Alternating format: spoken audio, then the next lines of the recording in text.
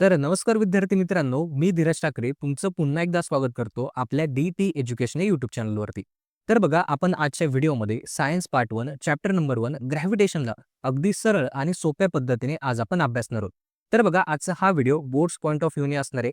म्हणजे आपल्याला हे चॅप्टर बोर्डाच्या दृष्टिकोनातून आपल्याला आजच्या व्हिडिओमध्ये अभ्यासायचं असणार आहे.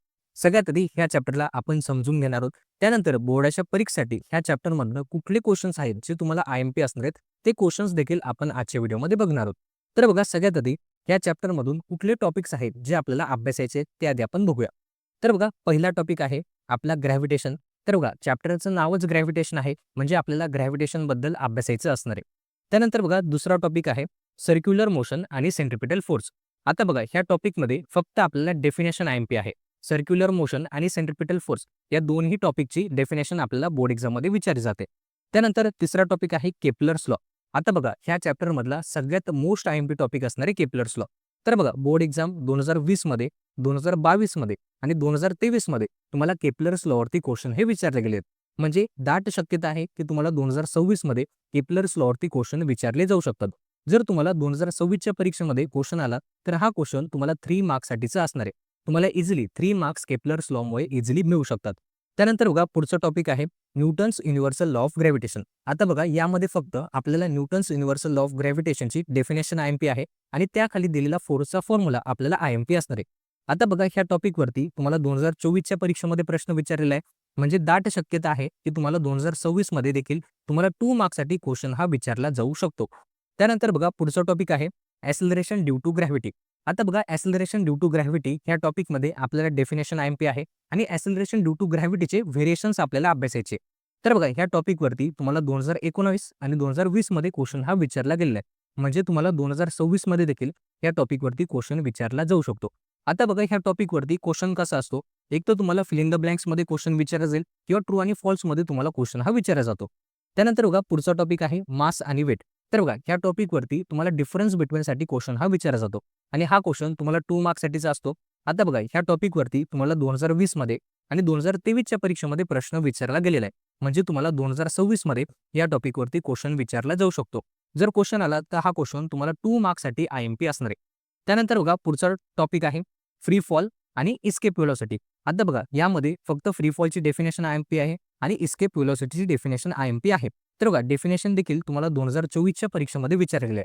म्हणजे तुम्हाला 2026 मध्ये देखील डेफिनेशन विचारले जाऊ शकते. जर हा क्वेश्चन आला तर तुम्हाला 2 मार्क्ससाठी डेफिनेशन विचारले जाऊ शकतात. त्यानंतर बघा ह्या चॅप्टरमध्ये शेवटचा टॉपिक असणार आहे आपले न्यूमेरिकल्स. NUMERICALS. तर बघा न्यूमेरिकल्स. तर बघा बोर्ड एक्झाममध्ये तुम्ही सायन्सच्या पेपरमध्ये न्यूमेरिकल स्किप करू शकतात. पण ग्रॅव्हिटेशन चॅप्टरमध्ये फक्त 3च फॉर्म्युले आहेत. त्या 3च फॉर्म्युल्यावरती एकच क्वेश्चन टाइपचा न्यूमेरिकल तुम्हाला विचारला जातो. सिंपल तुम्हाला फॉर्म्युला यूज करायचा आहे, व्हॅल्यू सबस्टिट्यूट करायचे आहे, कॅल्क्युलेशन करायचं आहे आणि आन्सर फाइंड आउट करायचं आहे. जर तुम्हाला ग्रॅव्हिटेशन चॅप्टरवरती न्यूमेरिकल बोर्ड एक्झाममध्ये विचारलं गेलं तर तुम्हाला 2 मार्क्स इझिली मिळतात. ओके. 2 मार्क्ससाठी न्यूमेरिकल्स आय-एम-पी असणार आहेत. म्हणजे ह्या चॅप्टरमध्ये आपल्याला न्यूमेरिकल्स देखील अभ्यासायचे असणार आहेत. तर बघा ह्या चॅप्टरमध्ये आपल्याला एवढे टॉपिकचा अभ्यास करायचा असणार आहे. आता बघा आपला पहिला टॉपिक आहे ग्रॅव्हिटेशन. आता बघा चॅप्टरचं नावच ग्रॅव्हिटेशन आहे म्हणजे आपल्याला ग्रॅव्हिटेशन बद्दल थोडीशी चर्चा करणं गरजेचं आहे. आता बघा ग्रॅव्हिटेशन म्हणजे काय? तर त्याला मराठीमध्ये गुरुत्वाकर्षण असं म्हणतो. आता तुम्ही एक गोष्ट ऐकली असेल की एक सायंटिस्ट होते, ते सफरचंदाच्या झाडाखाली बसले होते आणि सफरचंद खाली पडलं आणि याच्यावरतून त्यांनी एका कन्सेप्टचा शोध लावला. त्यालाच आपण ग्रॅव्हिटेशन असं म्हणतो. आता ते सायंटिस्ट कोण होते? तर ते सायंटिस्ट होते सर आयझॅक न्यूटन.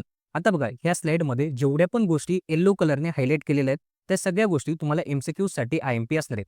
म्हणजेच तुम्हाला फिल इन द ब्लँक्समध्ये किंवा ट्रू आणि फॉल्समध्ये क्वेश्चन विचारला जाऊ शकतो. तर बघा ग्रॅव्हिटेशन याला आपण मराठीमध्ये गुरुत्वाकर्षण असं म्हणतो आणि याचा शोध कोणी लावला? तर सर आयझॅक न्यूटन यांनी याचा शोध हा लावलेला आहे. तर बघा तुम्हाला ह्या टॉपिकमध्ये जास्त डीपली अभ्यासण्याची गरज नाही. फक्त याच्यामध्ये लक्षात ठेवा की ग्रॅव्हिटेशन ह्या कन्सेप्टचा शोध सर आयझॅक न्यूटन यांनी लावला. त्यानंतर बघा आपला पुढचा टॉपिक आहे सर्क्युलर मोशन आणि सेंट्रिपिटल फोर्स. आता बघा सगळ्यात आधी सर्क्युलर मोशन म्हणजे काय? तर बघा कुठलीही गोष्ट गोलाकार स्वरूपामध्ये फिरत असते त्या फिरण्याच्या गतीला किंवा त्या फिरण्याच्या मोशनला आपण सर्क्युलर मोशन असं म्हणतो. त्यानंतर बघा पुढचा आहे सेंट्रिपिटल फोर्स. आता सेंट्रिपिटल फोर्स काय असतो? याच्यासाठी एक उदाहरण लक्षात घ्या. आपण एक दोरा घेतला, त्या दोऱ्याला एक दगड बांधला आणि तो दोरा आपण असा गोल-गोल फिरवला. आता तो दोरा गोल-गोल फिरवत असताना आपल्या हातावरती एक फोर्स अप्लाय झाला. तो फोर्स असतो सेंट्रिपिटल फोर्स. आता बघा तो दोरा आपण फिरवतोय किंवा तो दगड आपण गोलाकार स्वरूपामध्ये फिरवतोय. फिरवत असताना तो दोरा आपण स्वतःकडे खेचतो. जेव्हा आपण तो स्वतःकडे खेचतो तेव्हा तो दगड किंवा तो दोरा गोलाकार स्वरूपामध्ये फिरत असतो. म्हणजेच आपल्या हाताकडे एक फोर्स अप्लाय होतो. तोच फोर्स असतो सेंट्रिपिटल फोर्स. सेंट्रिपिटल फोर्स नेहमी टुवर्ड सेंटर अप्लाय होत असतो. म्हणजे आपल्या हाताकडे जो फोर्स अप्लाय होतो त्याच फोर्सला आपण सेंट्रिपिटल फोर्स म्हणतो. आता बघा आपल्याला ह्या टॉपिकमध्ये डेफिनेशन्स आहेत. सगळ्यात आधी सर्क्युलर मोशनची डेफिनेशन. तर बघा डेफिनेशन काय? The movement of an object along a circular path. तर बघा the movement of an object along a circular path around a fix point, एका फिक्स पॉईंटमध्ये is called a circular motion. आता definition तुम्हाला 1 मार्क्ससाठी IMP असणार आहे आणि त्याचे एक्झाम्पल देखील आपल्याला IMP. एक्झाम्पल काय आहे? फॅन. आता बघा फॅन गोल गोल फिरतो आणि एका फिक्स पॉईंटने तो फिरत असतो. त्यानंतर व्हील ऑफ अ कार, गाडीचं चाक एक्सेलवरतीच गोल गोल फिरतं. ते देखील तुमचं सर्क्युलर मोशनचे एक्झाम्पल असणार आहे. त्यानंतर बघा सेंट्रिपिटल फोर्सची definition. When an object moves along a circular path, a force act on an object and this force is directed toward the center of the circle. This force is called a centripetal force. तर बघा कुठलीही गोष्ट गोलाकार स्वरूपामध्ये फिरत असेल आणि सेंटरकडे जो फोर्स अप्लाय होतो तोच फोर्स असतो तुमचा सेंट्रिपिटल फोर्स. आता बघा यासाठी एक एक्झाम्पल लक्षात ठेवा.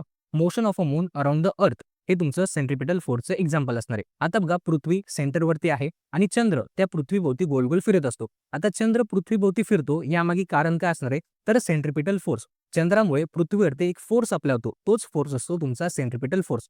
आता बघा तुम्हाला जर बोर्ड एक्झाममध्ये क्वेश्चन आला, तुम्हाला सिंपल क्वेश्चन विचारला जातो.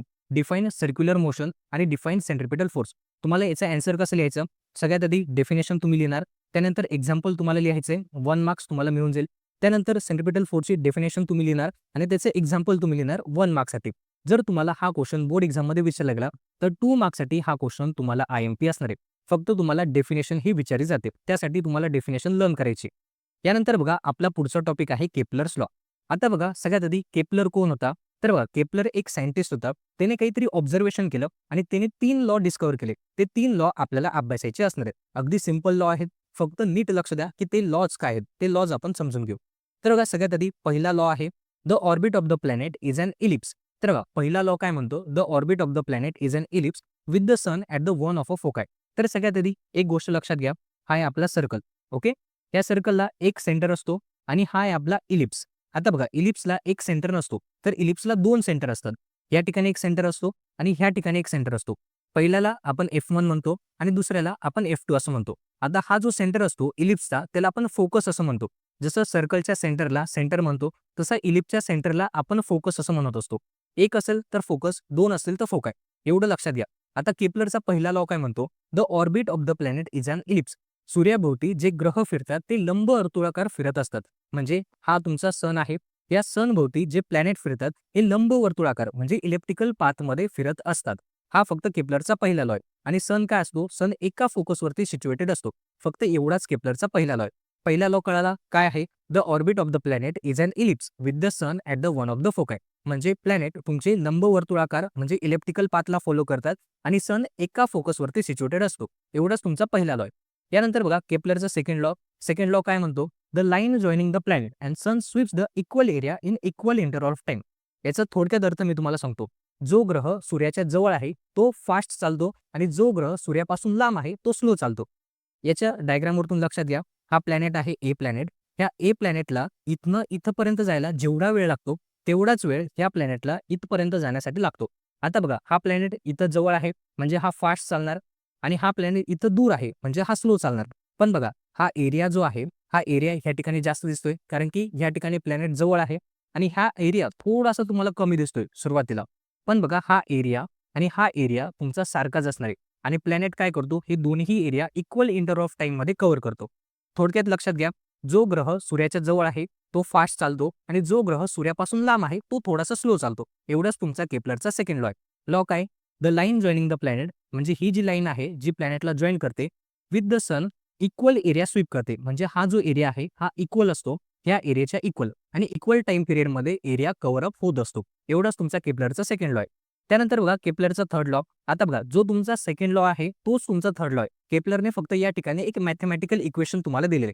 तर इक्वेशन काय आहे? तर बघा T square is directly proportional to R cube.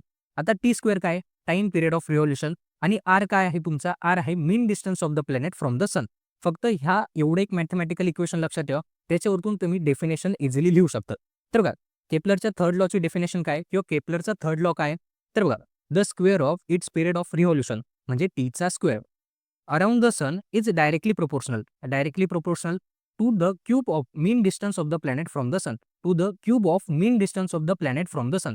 एवढंच तुमचा केपलर थर्ड लॉ आहे. आता बघा बोर्ड एक्झाममध्ये तुम्हाला सिंपल क्वेश्चन विचारला जातो, डिफाईन केपलर्स लॉ. तुम्हाला फक्त केपलरचे तिघी लॉ लिहिता आले पाहिजे आणि केपलरच्या थर्ड लॉमध्ये हे मॅथमॅटिकल इक्वेशन तुम्हाला लिहिता आलं पाहिजे. तर बघा केपलर लॉवरती जर तुम्हाला बोर्ड एक्झाममध्ये क्वेश्चन आला तर हा क्वेश्चन तुम्हाला सरळ 3 मार्क्ससाठीचा असणार आहे आणि इझिली तुम्हाला 3 मार्क्स मिळू शकतात. त्यामुळे केपलरचे तिन्ही लॉ IMP आहेत, तिघी लॉ तुम्हाला लर्न करायचे असणार आहेत. त्यानंतर बघा आपला पुढचा टॉपिक आहे Newton's universal law of gravitation. त्याला आपण कॅपिटल G ने डिनोट करत असतो. आता बघा हा लॉ काय म्हणतो, तर बघा ह्या युनिव्हर्समध्ये जेवढे पण ऑब्जेक्ट आहेत प्रत्येक ऑब्जेक्ट दुसऱ्या ऑब्जेक्टला एका डेफिनेट फोर्सने अट्रॅक्ट करतो आणि तो फोर्स फाइंड आउट करण्यासाठी हा लॉ आपल्याला मदत करतो. फॉर एक्झाम्पल बघा माझ्याकडे एक माऊस आहे आणि माझ्याकडे हा एक पेन आहे. जर मला ह्या पेनाचं मास माहिती असेल आणि ह्या माऊसचं मास मला माहिती असेल आणि ह्या दोघींमधला डिस्टन्स जर मला माहिती असेल, या दोघींमध्ये जो अट्रॅक्शन फोर्स आहे तो फोर्स मी फाइंड आउट करू शकतो. तेच तुम्हाला ह्या डायग्राममध्ये देखील दिलेलं आहे. आता बघा डायग्राममध्ये काय दिलेलं आहे, आपल्याकडे 2 ऑब्जेक्ट आहेत. पहिल्या ऑब्जेक्टचं मास आपल्याला दिलेलं आहे M1, दुसरं ऑब्जेक्टचं मास दिलेलं आहे M2 आणि ह्या दोघींमधला जो डिस्टन्स आहे तो डिस्टन्स आपल्याला दिलेला आहे D आणि हे दोन्ही ऑब्जेक्ट एकमेकांना F ह्या फोर्सने अट्रॅक्ट करतात आणि फोर्स आपल्याला फाइंड आउट करायचा आहे. आता हा लॉ काय म्हणतो, तर बघा हा लॉ म्हणतो हा जो फोर्स आहे हा फोर्स डायरेक्टली प्रोपोर्शनल आहे प्रोडक्ट ऑफ द मासेस आणि इन्व्हर्सली प्रोपोर्शनल आहे डिस्टन्सच्या स्क्वेअरच्या बरोबर. ओके, तर एवढंच हा लॉ आहे आणि एवढंच तुम्हाला लक्षात ठेवायचं आहे.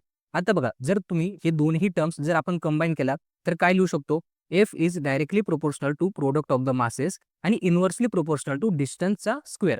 एवढंच तुम्हाला ह्या लॉ मध्ये लक्षात ठेवायचं आहे. आता बघा लॉ काय म्हणतो, तर बघा the Newton's universal law of gravitation state that every object in the universe attracts every other object with the definite force. आणि हा जो फोर्स असतो हा फोर्स डायरेक्टली प्रोपोर्शनल असतो product of the masses of that 2 object आणि inversely proportional असतो square of distance between them. एवढंच तुम्हाला ह्या लॉ मध्ये लक्षात ठेवायचं आहे. आता बघा जर आपल्याला प्रोपोर्शनॅलिटीचं सिम्बॉल जर काढायचं असेल तर आपण एक कॉन्स्टंट यूज करतो. आता बघा जर आपल्याला हे सिम्बॉल काढायचं असेल तर आपण कॉन्स्टंट यूज करतो G. हा G आपल्याला महत्त्वाचा असतं रे आणि हा Gच आपला युनिव्हर्सल ग्रॅव्हिटेशन कॉन्स्टंट हा असतो. आता बघा जर आपण G यूज केला तर प्रोपोर्शनॅलिटीचं सिम्बॉल आपण कट केलं, बाकीचं terms as it is M2 आणि खाली D². हा झाला तुमचा ग्रॅव्हिटेशनल फोर्सचा फॉर्म्युला. या फॉर्म्युल्याने आपण कुठल्याही ऑब्जेक्टमधला ग्रॅव्हिटेशनल फोर्स फाइंड आउट करू शकतो. तर बघा ह्या लॉमध्ये फक्त तुम्हाला एवढंच लक्षात ठेवायचं आहे. या लॉमध्ये तुम्हाला ही डेफिनेशन IMP असणार आहे, ही डायग्राम IMP आहे, प्रोपोर्शनॅलिटीचा ह्या टर्म्स तुम्हाला IMP असणार आहे आणि हा फॉर्म्युला तुम्हाला IMP असणार आहे.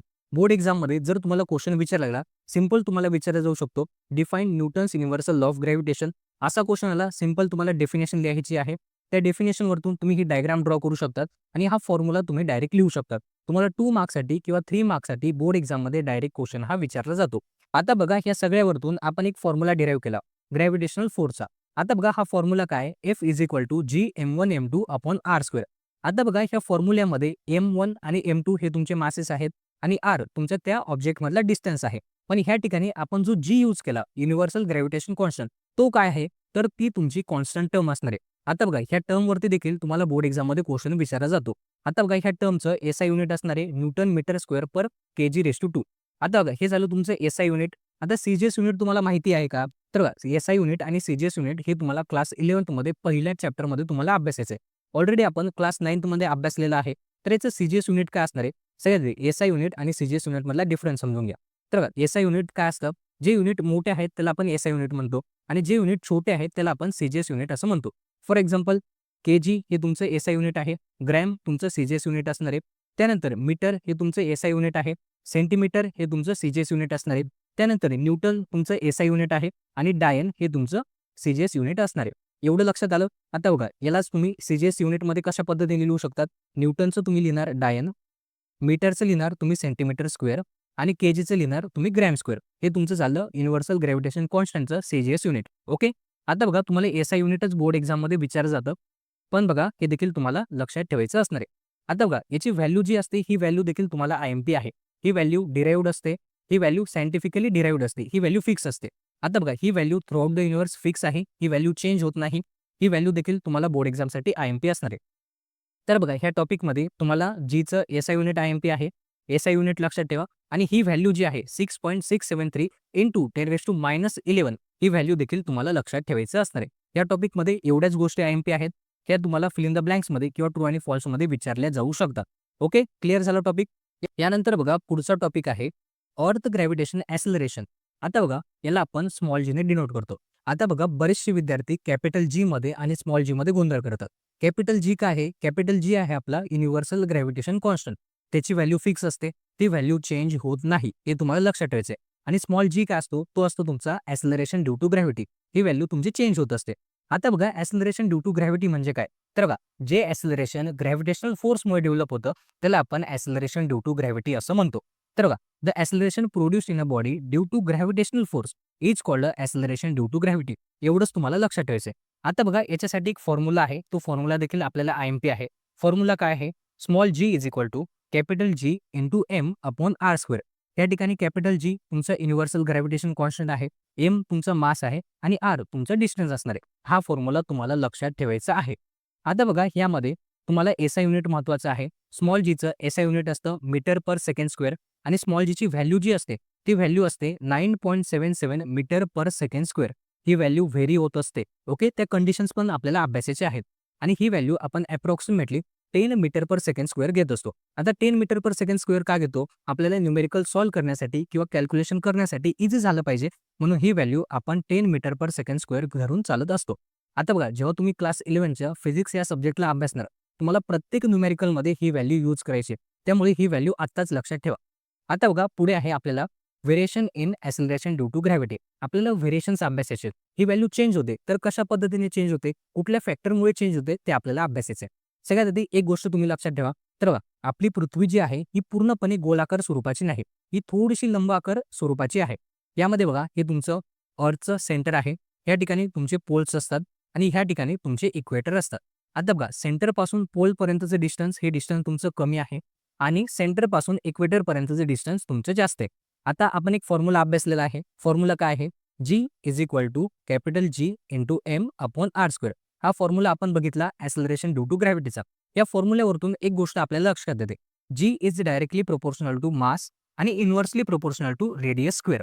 आता बघा जसं जसं आपण रेडियस वाढवणार तशी ॲक्सेलरेशन ड्यू टू ग्रॅव्हिटीची व्हॅल्यू डिक्रीज होणार, कारण इन्व्हर्सली प्रोपोर्शनल आहे म्हणून.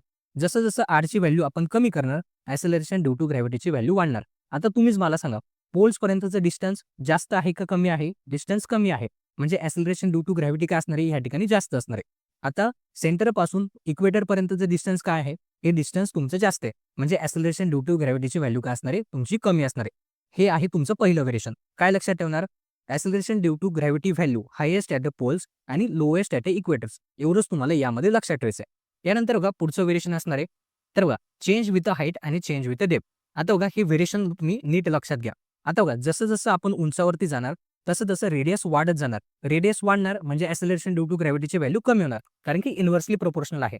त्यानंतर बघा जसं जसं आपण जमिनीच्या आतमध्ये जाणार तशी तशी रेडियस कमी होत जाणार म्हणजे ॲक्सेलरेशन ड्यू टू ग्रॅव्हिटीची व्हॅल्यू काय होणार?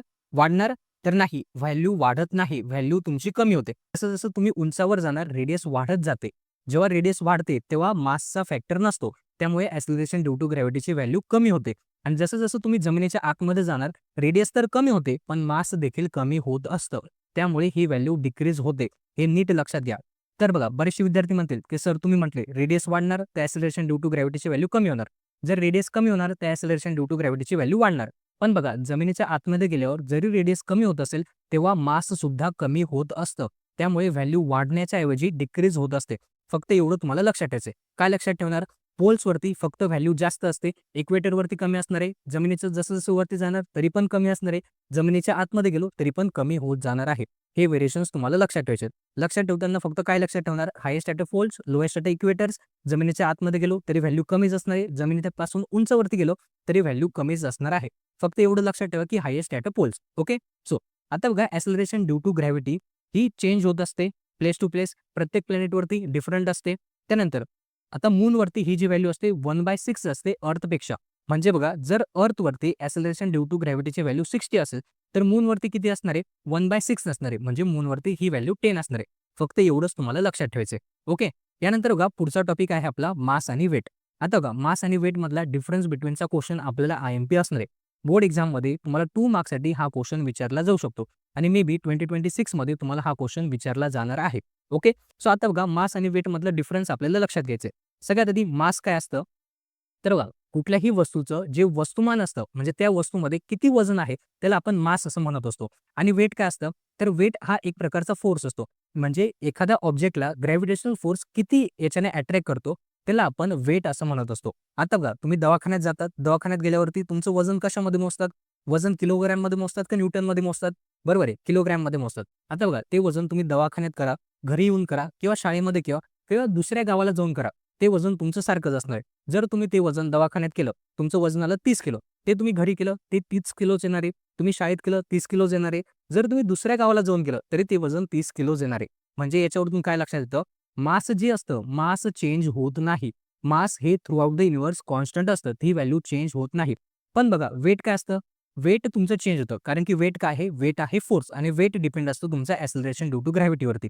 वेटचा फॉर्म्युला काय आहे? हा फॉर्म्युला लक्षात घ्या. Weight is equal to mass into acceleration. आणि ॲक्सेलरेशन काय असतं? ॲक्सेलरेशन चेंज होत असतं. म्हणजे तुमचं वेट देखील चेंज होत असतं.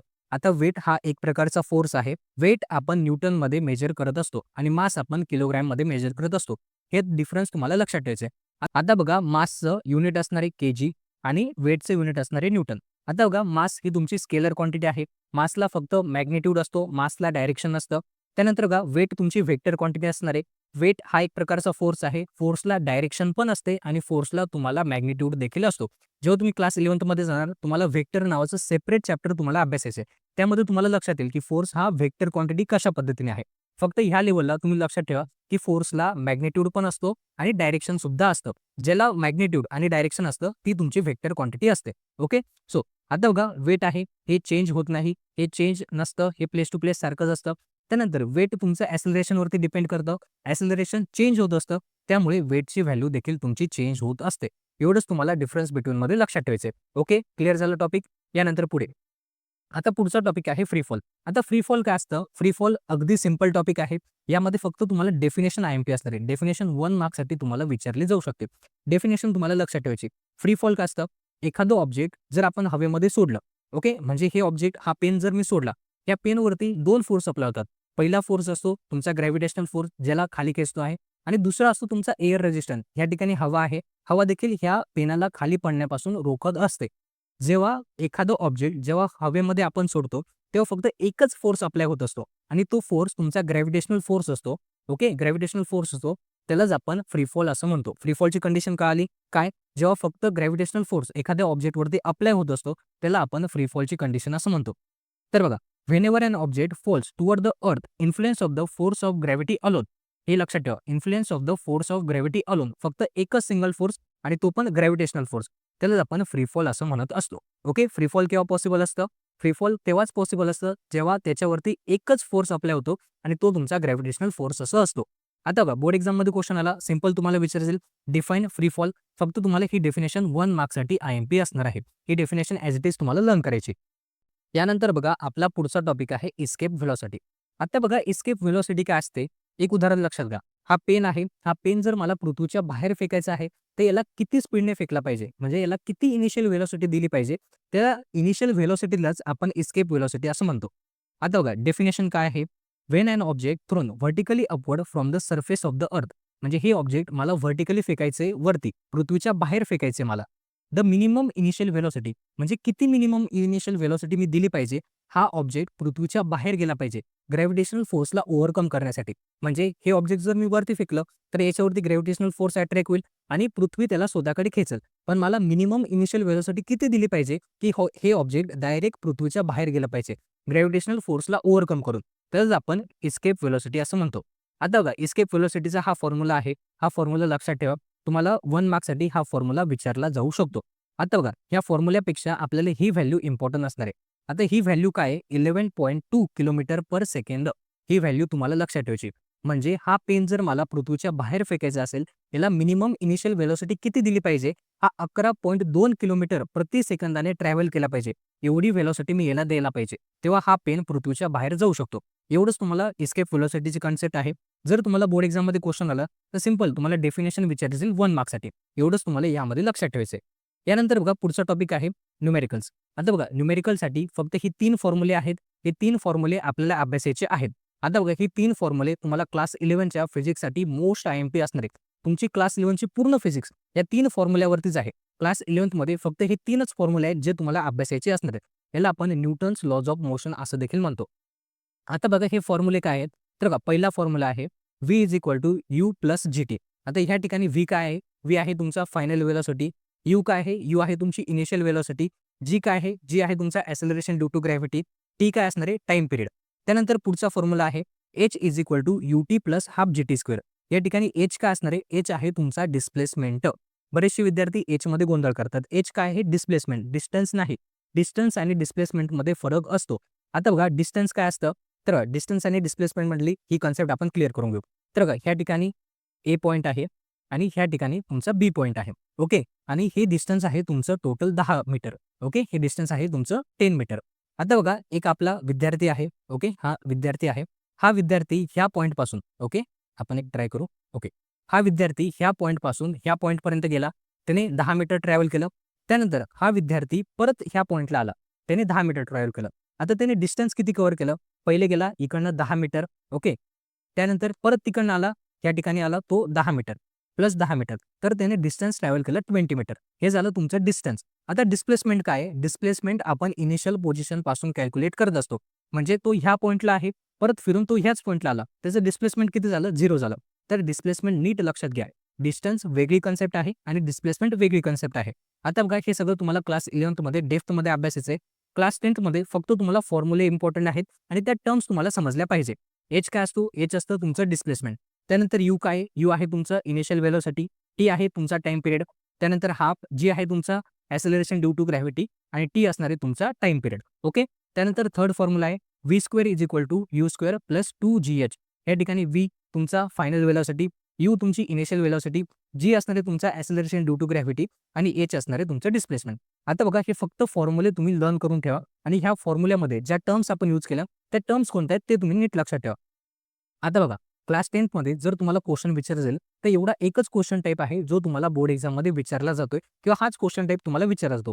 सिंपल तुम्हाला क्वेश्चन दिला जाईल. क्वेश्चनवरतून फॉर्म्युला आयडेंटिफाय करायचा, कुठला फॉर्म्युला यूज करायचा, त्या फॉर्म्युल्यामध्ये व्हॅल्यू सबस्टिट्यूट करायचा, कॅल्क्युलेशन करायचं आणि आन्सर फाइंड आउट करायचं. ओके, आता बघा हा क्वेश्चन टाईप महत्त्वाचा आहे. हा क्वेश्चन टाईप नीट लक्षात घ्या.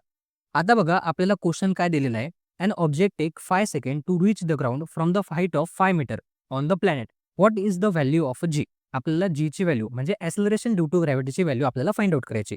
आता बघा क्वेश्चनमध्ये आपल्याला या ठिकाणी टाइम पिरियड दिसतोय. या ठिकाणाला आपल्याला हाईट दिलेली म्हणजे H ची व्हॅल्यू आपल्याला दिलेली आणि फाइंड आउट आपल्याला G करायचं आहे. आता बघा जेव्हा क्वेश्चनमध्ये तुम्हाला इनिशियल व्हेलॉसिटी दिलेली नसेल तेव्हा इनिशियल व्हेलॉसिटी 0 घेऊन चालायची. म्हणजे U ची व्हॅल्यू आपल्याकडे 0 असणार आहे. त्यानंतर टाइम आपल्याला 5 सेकंड दिलेला आहे. ओके, त्यानंतर हाईट आपल्याला दिलेली आहे 5 मीटर आणि फाइंड आउट काय करायचं आहे आपल्याला? G ची व्हॅल्यू आपल्याला फाइंड आउट करायची. आता फॉर्म्युला कोणता यूज करणार? तर बघा आपल्याकडे 3 फॉर्म्युले आहेत. 3 फॉर्म्युल्यापैकी कुठलातरी एक फॉर्म्युला आपल्याला यूज करायचा आहे. आता बघा सेकंड जो फॉर्म्युला आहे, सेकंड फॉर्म्युल्यामध्ये H दिसतो आहे, U पण आहे, G पण आहे आणि टाइम पिरियड पण आहे. म्हणजे आपल्याला सेकंड फॉर्म्युला यूज करायचा आहे. आता सगळ्यात आधी फॉर्म्युला लिहून घ्या. फॉर्म्युला काय असणार आहे आपला? तर बघा H = UT + ½ GT². हा झाला आपला फॉर्म्युला. आता फक्त या फॉर्म्युल्यामध्ये आपल्याला व्हॅल्यू सबस्टिट्यूट करायचे आहेत. तर बघा H ची व्हॅल्यू आपल्याला दिलेली आहे 5. त्यानंतर U ची व्हॅल्यू आपण 0 घेऊन चालतोय म्हणजे T पण आपला 0च होऊन जाईल. त्यानंतर हाफ ॲज इट इज घ्या. G ची व्हॅल्यू आपल्याला फाइंड आउट करायची आहे आणि T² ठिकाणी 5चा स्क्वेअर करा. ओके, आता कॅल्क्युलेशन करा. तर बघा G ॲज इट इज राहू द्या. या ठिकाणी 5 ॲज इट इज ठेवा. या ठिकाणी 2 डिवाइडला आहे, या ठिकाणी मल्टिप्लायला आणा. या ठिकाणी 5² मल्टिप्लायला आहे, याला इकडे येताना डिवाइडला आणा. हा झाला तुमचा 25 आणि G ॲज इट इज ठेवा. आता फक्त याला आपल्याला कॅल्क्युलेशन करायचं आहे. कॅल्क्युलेशन केलं की आपलं आन्सर आपल्याला मिळतं. तर बघा 5 × 2 10 झालं, 25 ॲज इट इज आणि ही व्हॅल्यू आहे आपली G ची. याला फर्दर तुम्ही कॅल्क्युलेट करू शकता. याला जर तुम्ही 2 ने भाग दिला, याला जर तुम्ही 5 ने भाग दिला तर 5 × 2 = 10. याला 5 ने भाग दिला तर 5 × 5 = 25. 2/5 हे झालं तुमचं G ची व्हॅल्यू. याला तुम्ही अजून कॅल्क्युलेट करू शकतात. याचं आन्सर येतं 0.4 आणि Gचं युनिट आपल्याला माहिती आहे मीटर पर सेकंड स्क्वेअर. ओके, तर ही झाली तुमची ॲक्सेलरेशन ड्यू टू ग्रॅव्हिटीची व्हॅल्यू. तर बघा अशा पद्धतीने तुम्हाला न्यूमेरिकल सॉल्व्ह करायचं असतं. बोर्ड एक्झाममध्ये जर तुम्हाला ग्रॅव्हिटेशन चॅप्टरचं न्यूमेरिकल आलं, सिंपल तुम्हाला फॉर्म्युला बेस्ड येईल. फक्त तुम्हाला फॉर्म्युला माहिती पाहिजे, त्याच्यामध्ये व्हॅल्यू सबस्टिट्यूट करायचा आणि कॅल्क्युलेशन तुम्हाला करायचं असणार आहे. 2 मार्क्ससाठी हे तुम्हाला बोर्ड एक्झामसाठी IMP न्यूमेरिकल असणार आहे. असेच न्यूमेरिकल तुम्हाला बोर्ड एक्झाममध्ये ह्या चॅप्टरवरती विचारले जातात. तर बघा आपण ह्या चॅप्टरची पूर्ण थेरी कव्हर अप केलेली आहे. सगळ्यात आधी आपण ग्रॅव्हिटेशन काय असतं समजून घेतलं. त्यानंतर सर्क्युलर मोशन, सेंट्रिपिटल फोर्स आपण समजून घेतला. त्यानंतर केपलरचे तिघी लॉ आपण समजून घेतले. त्यानंतर Newton's universal law of gravitation आपण समजून घेतला. त्यामध्ये आपण जीची व्हॅल्यू समजून घेतली. जीचं व्हॅल्यू आणि जीचं युनिट आपल्याला आयएमपी असणार आहे. त्यानंतर आपण ॲक्सेलरेशन ड्यू टू ग्रॅव्हिटीची डेफिनेशन आपण समजून घेतली. जे ॲक्सेलरेशन ग्रॅव्हिटेशनल फोर्समुळे होतं त्याला आपण ॲक्सेलरेशन ड्यू टू ग्रॅव्हिटी असं म्हणतो. त्याची व्हॅल्यू असते 9.77 मीटर पर सेकंड स्क्वेअर. त्याचं युनिट असणारे मीटर पर सेकंड स्क्वेअर. ओके. त्याच्यानंतर आपण ॲक्सेलरेशन ड्यू टू ग्रॅव्हिटीचे व्हेरिएशन्स आपण समजून घेतले. व्हॅल्यू फक्त हायेस्ट ॲट अ पोल्स असते. त्याच्यानंतर बाकी सगळ्या ठिकाणी इक्वेटरवरती लोएस्ट असते. जसं आपण पृथ्वीच्या उंचावरती जाऊ तरी व्हॅल्यू लोज असणार आहे. जसं आपण जमिनीच्या आतमध्ये जाऊ तरी व्हॅल्यू तुमची लोज असणार आहे. त्याच्यानंतर आपण मास आणि वेटमधला डिफरन्स बघितला. ओके. मास त्याचं युनिट असणारे केजी, वेटचं युनिट असणारे न्यूटन. त्याच्यानंतर मास तुमचं स्केलर क्वांटिटी आहे, वेट तुमचं वेक्टर क्वांटिटी असणार आहे. ओके. एवढ्या गोष्टी तुम्हाला लक्षात ठेवायचं आहे. मास कॉन्स्टंट असतं, मास चेंज होत नाही, वेट तुमचं प्लेसनुसार चेंज होत असतं. डिफरन्स बिटवीनमध्ये एवढे पॉईंट तुम्हाला लक्षात ठेवायचे. त्याच्यानंतर आपण फ्रीफॉल बघितलं. फ्रीफॉल काय असतं? जेव्हा एखादं ऑब्जेक्ट आपण ड्रॉप करतो त्याच्यावरती फक्त एकच फोर्स जेव्हा अप्लाय होतो तो फोर्स ग्रॅव्हिटेशनल फोर्स असतो. त्या कंडिशनला आपण फ्रीफॉल असं म्हणतो. त्यानंतर इस्केप व्हेलॉसिटी आपण बघितली. इस्केप व्हेलॉसिटी काय असते? एखाद्या ऑब्जेक्टला आपल्याला पृथ्वीच्या बाहेर फेकायचं आहे तर किती इनिशियल व्हेलॉसिटी त्या ऑब्जेक्टला दिली पाहिजे त्याला आपण इस्केप व्हेलॉसिटी असं म्हणतो. ती व्हॅल्यू 11.2 किलोमीटर पर सेकंड असते. ही व्हॅल्यू तुम्हाला लक्षात ठेवायची. त्याच्यानंतर आपण 3 फॉर्म्युले बघितले. त्याला आपण न्यूटन्स लॉज ऑफ मोशन असं देखील म्हणतो आणि त्या फॉर्म्युल्यावरती न्यूमेरिकल देखील आपण बघितलं. तर हा झाला तुमचा थेरी पार्ट कव्हर. या चॅप्टरमधनं तुम्हाला एवढंच अभ्यासायचं असणार आहे. आता बघा बोर्ड एक्झाममध्ये कसे क्वेश्चन येतात ते आता पण बघूया. हे क्वेश्चन तुम्हाला बोर्ड एक्झाम 2026 साठी देखील आयएमपी असणार आहे. तर बघा सगळ्यात आधी तुम्हाला 2024च्या परीक्षेमध्ये एस्केप व्हेलॉसिटी आणि फ्री फॉलची डेफिनेशन तुम्हाला विचारली गेली होती. म्हणजे तुम्हाला एस्केप व्हेलॉसिटीची डेफिनेशन लर्न करायची आहे. फ्री फॉलची डेफिनेशन देखील तुम्हाला लर्न करायची. 2 मार्क्ससाठी हा क्वेश्चन तुम्हाला 2026च्या परीक्षेमध्ये आयएमपी असणार आहे. ओके. त्यानंतर बघा पुढचा क्वेश्चन. तर बघा मार्च 2024 मध्ये तुम्हाला सिंपल फ्री फॉलची डेफिनेशन विचारली होती आणि फ्री फॉल केव्हा पॉसिबल असतं ते तुम्हाला विचारलं गेलं होतं. फ्री फॉलच्या कंडिशनमध्ये ऑब्जेक्ट आपण जेव्हा ड्रॉप करतो तेव्हा फक्त एकच फोर्स अप्लाय झाला पाहिजे. तो फोर्स असतो तुमचा ग्रॅव्हिटेशनल फोर्स. हेच तुमची फ्री फॉलची कंडिशन असणार आहे. तर बघा 2024च्या परीक्षेत देखील तुम्हाला फ्री फॉलवरती क्वेश्चन विचारला गेलेला आहे. हा क्वेश्चन तुम्हाला 2 मार्क्ससाठी विचारला गेलेला होता. ओके. त्यानंतर बघा पुढचा क्वेश्चन टाईप केपलर्स लॉ. जुलै 2023 मध्ये क्वेश्चन विचारलेला आहे. 3 मार्क्ससाठी हा क्वेश्चन होता. ओके. 2026 मध्ये देखील तुम्हाला केपलर लॉवरती क्वेश्चन विचारला जाऊ शकतो. ओके. त्याच्यानंतर बघा पुढे डिस्टिंग्विश बिटवीन मध्ये मास आणि वेटचा डिफरन्स तुम्हाला विचारला होता. तर बघा मार्च 2022च्या परीक्षेमध्ये हा क्वेश्चन तुम्हाला विचारला गेलेला आहे. हा क्वेश्चन तुम्हाला 2 मार्क्ससाठी 2026च्या परीक्षेमध्ये देखील तुम्हाला आयएमपी असणार आहे. ओके. त्यानंतर बघा पुढचा क्वेश्चन. तर गिव रिझन मध्ये हे गिव रिझन आहे जे तुम्हाला आयएमपी असणार आहे. गिव रिझनचा आन्सर देखील मी तुम्हाला दिलेला आहे. हे गिव रिझन देखील तुम्हाला 2026च्या परीक्षेमध्ये विचारलं जाऊ शकतं. हे देखील गिव रिझन तुम्हाला आयएमपी असणार आहे. त्यानंतर बघा पुढे. तर बघा हे देखील गिव रिझन आहे. तर बघा हे देखील गिव रिझन तुम्हाला आयएमपी असणार आहे. 2022च्या परीक्षेमध्ये विचारलं गेलेलं आहे. म्हणजे तुम्हाला 2026 मध्ये देखील तुम्हाला विचारलं जाऊ शकतं. त्याचं आन्सर देखील दिलेलं आहे. दोन्ही गिव रिझन खूप इझी आहेत. ऑलरेडी मी तुम्हाला व्हिडिओमध्ये एक्सप्लेन केलेले आहेत. दोन्ही गिव रिझन तुम्हाला लर्न करायचे आहेत. यानंतर बघा पुढचा क्वेश्चन. तर explain why the value of g changes as we go inside the earth. Already मी तुम्हाला एक्सप्लेन केलेलं आहे. जसं आपण जमिनीच्या मध्ये जाऊ तसं ॲक्सेलरेशन ड्यू टू ग्रॅव्हिटीची व्हॅल्यू डिक्रीज होत जाते. कारण की मास कमी होतं. मास डायरेक्टली प्रोपोर्शनल आहे ॲक्सेलरेशन ड्यू टू ग्रॅव्हिटीला आणि रेडियस देखील कमी होत जाते. पण रेडियस इन्व्हर्सली प्रोपोर्शनल आहे ॲक्सेलरेशन ड्यू टू ग्रॅव्हिटीला. दोन्हींच्या कॉम्बिनेशनवरून तुम्ही एक गोष्ट लक्षात येते की ॲक्सेलरेशन ड्यू टू ग्रॅव्हिटीची व्हॅल्यू ही डिक्रीज होत असते. ओके. हा क्वेश्चन तुम्हाला 2022च्या परीक्षेमध्ये विचारला गेलेला आहे. यानंतर बघा पुढचा क्वेश्चन. तुम्हाला ही डायग्राम दिलेली आहे. या डायग्रामवरून तुम्हाला Newton's universal law of gravitation विचारलेला आहे. म्हणजे हा लॉ तुम्हाला लर्न करायचा असणार आहे.